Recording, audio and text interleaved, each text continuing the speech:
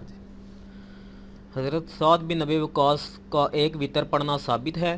اگر ثابت ہے تو حضرت معاویہ پر تان کیوں کیا؟ میرا کسی کے اوپر کوئی تان نہیں، نعوذ باللہ من ذالک. آپ اس بات کے مقدمے کو سمجھیں. سعد ابن ابی وقاص رضی اللہ تعالیٰ عنہ کا نام سعد ابن مالک بھی ہے اور سعد بن ابی وقاص بھی، ایک ہی صحابی کے دو نام ہیں. یہ عشرہ مبشرہ میں سے ہے، 56 ہجری میں فوت ہوئے، یعنی اصحاب بدر میں سب سے آخر میں فوت ہونے والے صحابی یہی ہیں. 56 ہجری 56 ہجری میں حضرت معاویہ رضی اللہ تعالیٰ کے دور میں یہ فوت ہوئے ہیں. یہ بالکل ٹھیک ہے وہ ایک وطر پڑھتے تھے. الموطا امام مالک میں موجود ہے کہ سعد ابن ابی وقاص عشاء کی 5 رکعتیں پڑھا کرتے تھے، 4 فرض اور ایک وطر. تو صرف وطر کا مسئلہ نہیں، وہ تو سنتے بھی نہیں پڑھتے تھے. تو کیا اب ہم لوگوں کو یہ ترغیب دلانا شروع کر دیں گے کہ سعد ابن ابی وقاص چونکہ 5 رکعتیں پڑھتے تھے لہذا سنتے پڑھنے کی ضرورت ہی نہیں، خالی عشاء پڑھو اور ایک وطر پڑھ کے سائڈ پہ ہو جاؤ؟ نہیں، ہم تو نبی علیہ السلام کی سنت کے اوپر ترویج دلائیں گے نا. وہ لوسٹ لیول تھا ایک، ہم تو ہائیسٹ کی طرف جائیں گے نا. بخاری مسلم میں موجود ہے کہ نبی صلی اللہ علیہ وآلہ وسلم نے 12 رکعتیں کبھی نہیں چھوڑی پوری زندگی.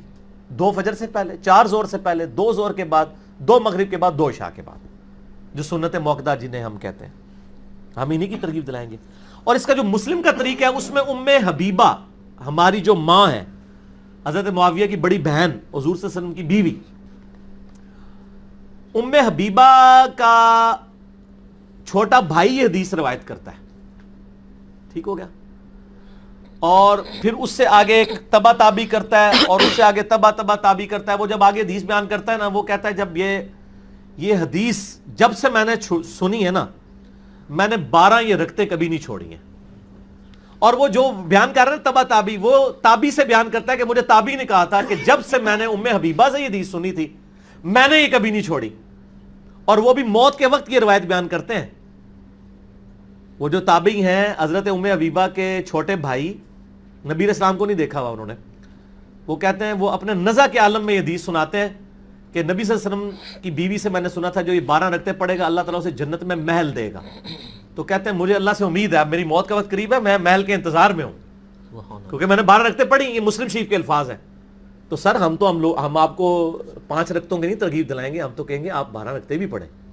وہ جواز کی حد تک ہے. حضرت معاویہ پہ ہم نے تان نہیں کیا. ہم یہ کہہ رہے تھے کہ ایک وطر پڑھنے پہ آپ جو ان کی فضیلت بتا رہے ہیں نا، ایک وطر پڑھنا کوئی فضیلت نہیں سمجھا گیا صحابہ کے ہاں، بلکہ اسے معیوب سمجھا گیا. صحیح بخاری میں محمد بن قاسم بن ابی بکر جو حضرت ابو بکر کے پوتے ہیں، ان کا قول امام بخاری نے نقل کیا صحیح بخاری میں. وطر پہ میرا مسئلہ 130 پہ آپ دیکھ لیں. انہوں نے کہا میں نے صحابہ کو 3 وطر پہ پایا، ایک میں بھی حرج نہیں ہے، لیکن صحابہ کا عمل 3 ہے. بخاری مسلم میں رمضان ہو یا غیر رمضان، نبی علیہ السلام کتنی رکعتیں پڑھتے تھے؟ 11. 8 وطر، 8 تراویح یا 8 نوافل اور 7 3 وطر. تو جو بخاری مسلم میں آتا ہے نا کہ نبی علیہ السلام کی رات کی نماز 2 رکعت ہوتی تھی، اینڈ پہ ایک کے ساتھ وہ پوری ویک کو وطر بناتے تھے.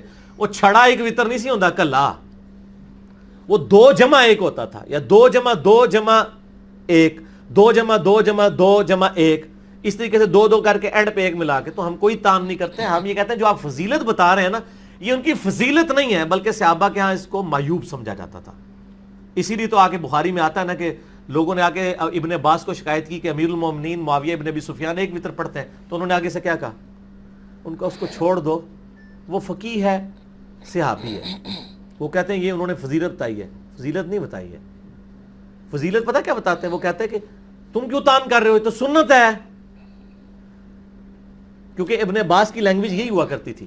صحیح بخاری میں آتا ہے جب آل امیہ نے یہ ختم کر دی تھی سنت تکبیرات کی، تو ایک شخص آ کے ابن عباس کو کہتا ہے آج میں نے ایک پاگل کے پیچھے نماز پڑھی ہے، اس نے 4 رکعتوں میں 22 دفعہ اللہ اکبر کہا ہے. وہ ہم سارے مسلمان کہتے ہیں 6 دفعہ پہلی رکعت میں، 6 دفعہ تیسری میں، دوسری اور چوتھی میں 5 دفعہ اللہ اکبر کہتے ہیں. اور وہ کس کو پاگل کہہ رہا تھا؟ اکرمہ حضرت ابو ہریرہ کو. تو انہوں نے کہا تیری ماں تجھے گھوم پائی، تو ابو القاسم کی سنت ہے صلی اللہ علیہ وآلہ وسلم. آل امیہ نے تکبیرات ختم کر دی تھی، اکرمہ کو پتہ نہیں تھا. اس نے الٹا ابو ہریرہ کو کہہ دیا کہ یار یہ تو کوئی نویں کام کر رہے ہیں. ابو ہریرہ نے یہ بدعت ختم کی تھی آل امیہ کے دور میں. ان کا میں سب سے زیادہ نبی علیہ السلام کی نماز سے واقف ہوں، حضور وفات تک 22 تکبیرات پڑھتے تھے. تو وہاں تو آ کے انہوں نے یہ نہیں کہا کہ ابو ہریرہ کو چھوڑ دو، وہ فقیہ ہیں، وہ صحابی ہیں. کیا کہا؟ اور تیری ماں تجھے گم پائے وہ سنت میں عمل کر رہا ہے. یہاں پہ بھی بخاری میں ہونا چاہیے تھا کہ جب ایک وطر کی شکایت حضرت معاویہ کی تو وہ کہتے ہیں کہ اوے تو ستیہ ناس ہو، یہ تو ابو القاسم کی سنت ہے. سمجھ آئی بات کی؟ حضرت ابن عباس کی تو یہ عادت تھی.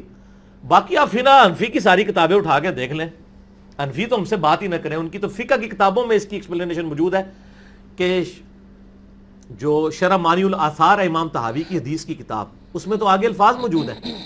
امام طحاوی کہتے ہیں کہ جو بخاری میں یہ حدیث ہے نا، یہ ابن عباس نے تقیہ کیا ہے. انہوں نے کہا اصل روایت یہ ہے کہ جب ان کو آ کے بتایا گیا تو انہوں نے کہا کہ اس گدھے سے پوچھو اس نے ایک وطر کہاں سے نکال لی ہے. تو وہ تقیہ انہوں نے کیا تھا، یعنی ابن عباس اس کو اچھا نہیں سمجھتے تھے. ایک چیز ہوتی ہے جواز. اب میں انہیں سے پوچھتا ہوں کہ ننگے سر نماز پڑھنے کا جواز ہے نا، لیکن مسلمانوں کے ہاں اگر کوئی امام مسجد ننگے سر حرم نماز پڑھانا شروع کر دے، لوگ اسے برا کیوں سمجھ رہے ہوتے ہیں، حالانکہ وہ گناہ بھی نہیں ہے، معیوب سمجھا جاتا ہے. اور یہ بالکل ٹھیک ہے. ابن عباس کا ابن مسعود کا قول ہے صحیح سند کے ساتھ کہ جس کو مسلمان اچھا سمجھتے ہیں وہ اچھی چیز ہے اللہ کے ہاں بھی، اور جسے مسلمان برا سمجھتے ہیں وہ اللہ کے ہاں بھی بری ہے. میں نے اجماع کے حجیت پہ جو ویڈیو ریکارڈ کرائی ہے نا مسئلہ 31، اس میں نے یہ ساری حدیثیں بتائی ہیں. اجماع بھی تو کوئی چیز ہے نا، تو بہت بڑی دلیل ہے. تو یہ یعنی اس کے ساتھ ہے. تو یعنی ہم ان کے اوپر تان نہیں کرتے، ہم کہتے ہیں کہ وہ ان کے اس عمل کو صحابہ کرام اچھا نہیں سمجھتے تھے. ٹھیک ہو گیا، تان کوئی نہیں، آپ پڑھیں. ابو داؤد ترمذی ابن ماجہ میں حدیث ہے وطر مسلمان پر اللہ کا حق ہے، جس کی مرضی 3 پڑھے، 5 پڑھے، جس کی مرضی 3 پڑھے، جس کی مرضی 1 پڑھے. ٹھیک ہو گیا. اگرچہ اس کے اوپر حنفی تعویل بھی کرتے ہیں کہ 1 سے مراد یہ کہ باقی بھی ساتھ ملائیں، البتہ کوئی اکیلا بھی پڑھ لیتا ہے تو جواز کی حد تک ہے. صحابہ کا اور نبی علیہ السلام کا عمل اس کو سپورٹیو نہیں ہے. میں نے تو آپ کو بتایا نا، میں نے تو جب سے یہ حدیث پڑھی ہے تو میں تو کبھی ایک وطر پڑھا ہی نہیں ہے، حالانکہ میں جائز سمجھتا ہوں. جواز کا یہ مطلب نہیں کہ آپ کرنا شروع کر دیں اور اس کو عادت بنا لیں، اور اگر کوئی بناتا ہے تو ہم نبی علیہ السلام کی ترغیب لوگوں کو دلائیں گے، نہ کہ کسی ایک انڈیویجول کی. ٹھیک ہو گیا.